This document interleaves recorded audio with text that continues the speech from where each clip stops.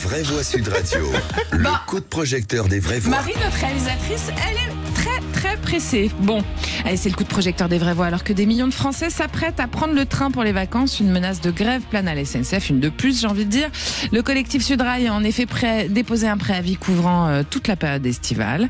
Les chefs de bord et les contrôleurs réclament notamment une revalorisation de leur prime de travail. Ils dénoncent également un nouveau logiciel de gestion des plannings, jugé trop imprévisible.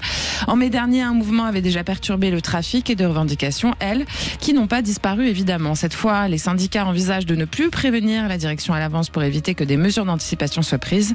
Une grève surprise en plein été pourrait donc toucher plusieurs week-ends consécutifs. De quoi semer l'inquiétude chez les vacanciers puis mettre la pression sur la direction de la SNCF. Vous allez chercher vos enfants à la gare, arrivée du train prévu à 20h, récupération de votre progéniture à 21h30. Ne rigolez pas, c'est arrivé souvent ces derniers jours. Vous devez partir travailler à l'autre bout de la France. Votre train vous attend, puis vous l'attendez 2h30. Ne rigolez pas, les dégradations des infrastructures ferroviaires se multiplient et les retards aussi.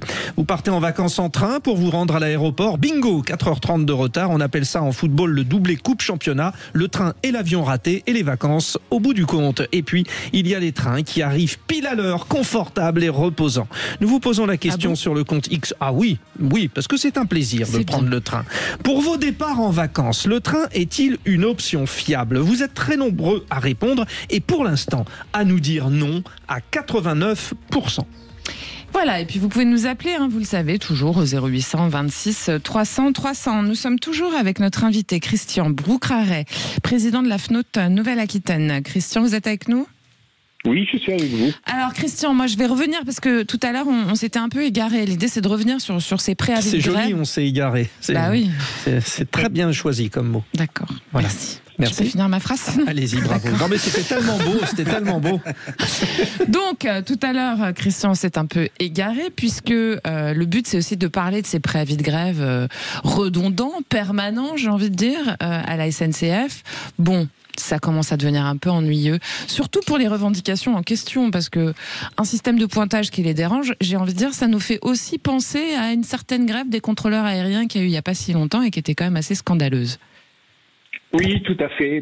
C'est de toute façon une culture à la SNCF de faire grève. Et en plus, ce qui est étonnant, c'est que c'est même pas les syndicats institutionnels, la CGT, FO, l'UNSA qui font grève. C'est un collectif qui est un peu une nébuleuse dont on n'a pas trop conscience. On ne sait pas qui trop est derrière. On parle de Sudrail, Là, le préavis qui tient, en l'occurrence, c'est celui de Sudrail, qui est plutôt quand même un syndicat historique, quoi. Oui, mais enfin c'est quand même derrière. En fait, Sudrail cache le collectif qui fait des dégâts, qui avait fait des dégâts lors des départs de Noël il y a quelques années, enfin de fin d'année, et qui avait tenté aussi de faire la même chose pour le 1er mai, et qui avait été contré parce que entre autres les patrons de la SNCF avaient mis des gens dans les trains pour assurer les départs, et ça leur avait pas beaucoup plu. Bon, mais qu'est-ce que vous voulez, les clients, parce qu'il faut rappeler quand même que dans ces cas-là, parce que c'est beaucoup sur les TGV, c'est pas sur les TER que ça se passe, on est quand même des clients, c'est-à-dire qu'on paye relativement cher les billets de train, et la moindre des choses, c'est qu'on a quand même des certitudes. Et comme je le disais précédemment, déjà, savoir la veille pour le lendemain si le train roule ou roule pas, nous on trouve ça un peu fort de café, on aimerait quand même que ce soit un peu plus prolongé, et vous l'avez dit d'ailleurs dans la préparation de l'interview, c'est que le collectif veut faire une grève surprise. Alors là, je pense qu'ils vont être hors des clous parce qu'ils ont quand même, il faut qu'ils se déclarent au minimum 48 heures avant, je crois, pour dire qu'ils sont en grève. Alors là, c'est vraiment se fiche de la gueule des clients. Voilà. Donc alors après, sur ce débat, Christian Broucraret, il y a plusieurs choses. On a évoqué, Judith a parlé de la grève, moi j'ai un peu parlé des retards et tout ça. Essayons d'en discuter aussi avec nos vraies voix. Raphaël Rémy-Leleu, par exemple. On comprend aussi, parce que là, cette litanie de retard et d'exemples très précis que j'ai pris, alors qu'ils sont arrivés. Je peux vous en donner aussi. Oui, ça vous est arrivé aussi, mais on voit quand même à chaque fois les explications, problèmes dans la maintenance, etc. Peut-être aussi que les syndicats ont raison de dire, attendez, vous mettez pas assez de moyens, et si les trains arrivent en retard, c'est aussi parce que vous ne mettez pas les moyens. Ça peut être aussi vu comme ça, Raphaël Rémy-Leleu. Bien sûr, et puis il y a aussi des choix politiques d'économie qui sont faits. sur le train et c'est extrêmement problématique parce que là on parlait des TGV mais il y a aussi des sujets sur les TER. Je ne sais pas si vous avez tenté l'aventure de prendre un TER en Hauts-de-France ces derniers mois, mais on vient encore d'avoir l'annonce qu'il y aurait de moins en moins de créneaux d'ouverture des guichets en gare. Mais bon, comme il y a de moins en moins de TER aussi, ou bien alors le TER vous prévient pas, mais il fait une gare sur 2, et puis vous débrouillez pour le savoir. Et puis de toute façon, votre billet n'est pas remboursable. Bref, c'est devenu extrêmement compliqué, et c'est dramatique, parce qu'on a besoin de trains, on a besoin de trains réguliers pour permettre aux gens d'organiser leurs déplacements, y compris dans des zones enclavées. Et puis on a aussi besoin du train, parce que c'est tellement moins émetteur en gaz à effet de serre, en émissions carbone. Et ça, c'est un vrai problème qu'on soit incapable en France, alors qu'on avait un super outil industriel, alors qu'on avait un réseau ferroviaire d'exception. On a détruit ça au fil des décennies. Et là, on a besoin de réinvestir pour refaire une offre ferroviaire digne de ce nom. Mathis Saïdi, ce qu'on entend effectivement sur ce problème d'entretien, en fait, des rails, des trains, etc. Et ce problème, en fait, de deuxième solution par rapport à la voiture. C'est-à-dire qu'on veut que les Français arrêtent de se servir de leur voiture thermique, mais en même temps on leur propose pas effectivement des transports qui soient fiables et qui fonctionnent pour qu'ils puissent effectivement mettre la voiture de côté à un moment donné, quoi. Oui, absolument, des transports fiables qui fonctionnent et peu cher, parce que le train reste encore très cher. Et c'est vrai que c'est compliqué pour les Français. Alors le train c'est agréable, c'est très bien, sauf que chaque année ils nous le refont, à chaque vacances ils nous le refont. Il y a les grèves, c'est très compliqué de laisser vos gamins par exemple prendre le train en lui disant tu arrives à telle heure et à tel endroit quelqu'un viendra te chercher et 3 heures, 4 heures après il y a toujours personne. Mais je crois qu'une des solutions, c'est aussi de libéraliser ce marché, de l'ouvrir à la concurrence, de telle sorte à ce qu'on puisse avoir des trains. Oui, mais il faudrait l'ouvrir davantage, de telle sorte à ce qu'on ait des billets de train qui coûtent moins cher.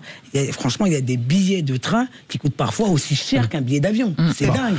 Et en même temps, nos amis britanniques commencent à nous dire qu'ils adorent notre système parce que eux ont privatisé à fond les lignes de chemin de fer et c'est une catastrophe aussi. Alors Christian Broucaré, vous l'avez évoqué tout à l'heure, il y a eu pas mal de soucis cet été, vous avez évoqué notamment les feux de forêt. Bon, il y a une ligne TGV qui est terrible, qui fait Perpignan, Agde, Montpellier et puis jusqu'à Paris, qui a été l'objet d'énormément de retard. Est-ce que vous, avec votre branche régionale de la Fédération nationale des associations d'usagers des transports, vous avez identifié vraiment les problèmes de cet été qui est une galère?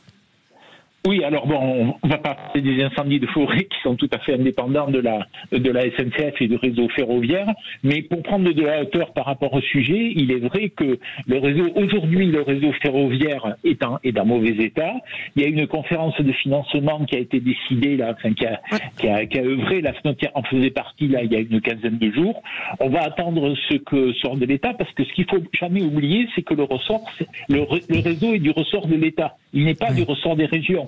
C'est-à-dire que vous pouvez mettre une Ferrari entre Périgueux et Agen. C'est pas pour ça que vous la ferez rouler plus vite, parce que la ligne est en mauvais état. Je vous donne cet exemple dans ma région, mais d'autres présidents de des FNOT régionales pourraient vous donner chacun un exemple dans leur région. Le petit voyage Périgueux-Agen nous va bien, c'est très bien. Bon, c'est très bien, c'est significatif, c'est entre 2 préfectures, c'est quand même important.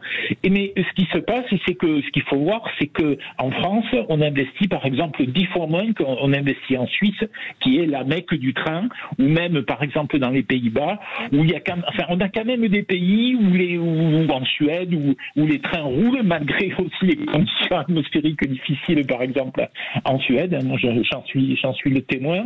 Voilà, ce qu'il faut, c'est investir sur le réseau. Comme on a investi, vous savez, notre ancien président Jean Sylvarnière disait pour le ferroviaire on réfléchit, pour la route on investit, on agit. Raphaël Rémy-Leleu. Voilà. Et ça, c'est significatif. C'est-à-dire que si on met 10 fois moins d'argent que le pays d'à côté, on a 10 fois moins de chances que ça fonctionne bien. Alors, Raphaël Rémy-Leleu veut intervenir sur ce que vous dites, parce Christian. que je pense que c'est important, le point que vous avez tous les deux soulevé, qui est celui des tarifs du train. Et c'est un problème autant économique qu'écologique. C'est qu'aujourd'hui, le train, dans certaines situations, va être plus cher que l'avion. Et c'est UFC Choisir qui l'a montré il y a quelques jours. En gros, si vous avez une liaison directe, si vous faites, je sais pas, Paris-Nantes, eh bien votre train il va être 40% moins cher que l'avion. Mauvais exemple, j'espère que personne ne fait Paris-Nantes en avion.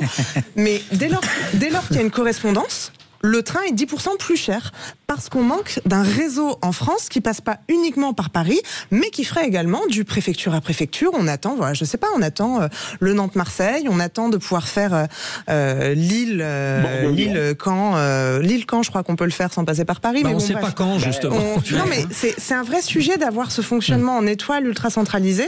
C'est l'élu parisienne qui vous le dit, mais tout de même, parce que ça fait des coûts supplémentaires et pour les familles, c'est de plus en plus difficile de se dire avec des enfants, on va prendre le train pour partir en vacances. Oui, et Madi Saïdi d'ailleurs, il y a Julien Trocaz du Sudrail qui a dit: nous allons arrêter de prévenir la direction pour qu'elle casse la grève. Ça pourrait être une semaine avant, le temps de mobiliser pour plusieurs week-ends de suite. C'est quand même... il pousse le bouchon un peu loin. C'est-à-dire que maintenant, on peut même plus s'organiser pour avoir un service minimum de toute façon. Oui, c'est sacrément culotté. Et puis normalement, ils ont des préavis. Normalement, c'est 48 heures à l'avance. Ouais. Il y a des préavis de grève à déposer et ça fait partie des exigences légales quand on fait la grève. Mais l'idée, c'est d'emmerder le monde. Donc pour emmerder le monde, si on le fait comme ça, évidemment, on le fait le mieux possible. Mais ça, c'est scandaleux. C'est juste plus possible. À chaque vacances scolaires, la veille de vacances scolaires, pendant les vacances scolaires, ils trouvent toujours le moyen de nous faire la grève. Et quelle que soit la raison. Tout à l'heure, on parlait le problème de pointage. De pointage. Mais ça, c'est scandaleux. Dans toutes les sociétés normales, on pointe et c'est normal. Voilà. Et c'est pas à eux de décider, la manière de pointer. Jugé trop imprévisible. Non, mais c'est peut-être eux qui sont imprévisibles, justement. En décidant de faire la grève sans jamais prévenir qui que ce soit. Christian Broucaré. Qu'est-ce qu'on peut espérer? Alors, votre association est très présente, anticipe. Qu'est-ce qu'on peut espérer pour ceux qui vont prendre là le train? Alors, pour aller travailler déjà, ça c'est le plus important. Et puis pour ceux qui prévoient des vacances en ce mois d'août. Quelle est la tendance entre les grèves, on en a parlé, et les ennuis, on va dire, les pépins de maintenance? Alors, les préavis de grève, ça, on pourra rien y faire. Après, je ferai quand même une petite remarque. Le train est cher en région si on n'a pas un abonnement. Si on prend pas les billets, parce que il y a tout un panel de solutions et c'est extrêmement compliqué pour les usagers de s'y retrouver, parce que d'une région à l'autre ça change du tout au tout. Ça c'est un fait. Alors il faut que les gens soient extrêmement vigilants quand ils prennent leur billet sur les TER, de prendre le tarif qui est le plus adapté à leur cas. Ça c'est pas simple, parce que c'est vraiment une jungle des tarifs. La FNOT s'en est fait état. Après, le réseau, on n'y pourra rien, parce que de toute façon, si on n'investit pas, on va encore au-devant de catastrophes. Alors, la sécurité ne sera pas en cause, parce que malheureusement, on fermera des lignes. Je reviens à oui, justement, parce que la sécurité, c'est ce qui prime. C'est-à-dire qu'à chaque fois, on préfère couper des lignes plutôt que de prendre le moindre risque. Voilà. Exactement, parce que si vous voulez, voyez l'accident qu'il y a eu en Allemagne, là où il y a eu le glissement de terrain. Aujourd'hui, on le voit particulièrement, sur ma région que je connais bien, quand il y a comme ça des tempêtes, quand il y a des pluies intenses, on bloque les circulations pendant un certain temps, au détriment des usagers bien sûr, mais la sécurité, c'est ce qui doit primer dans le ferroviaire. Après, on envoie des trains à petite vitesse, des trains de reconnaissance, et après on reprend en vitesse normale. Mais tout ça parce que de toute façon, vous l'avez dit précédemment, c'est un manque d'investissement depuis des années. Et donc nous, ce qu'on espère, c'est que de la conférence de financement sortent des moyens pour qu'on se remette en ordre de bien rouler comme on peut le faire dans les années 70. Déjà, il y a plus de flexibilité aussi. Est-ce que c'est vrai d'ailleurs, peut-être que vous le savez, Christian, que la SNCF précise que souvent dans les problèmes de report de train, les usagers sont invités à se reporter sans frais sur les trains circulant avant ou après, dans lesquels il reste de la place. Ça fonctionne, ça ? Oui, alors ça existe. Je vais vous donner un exemple entre Bordeaux et Arcachon, parce que ça, les gens connaissent.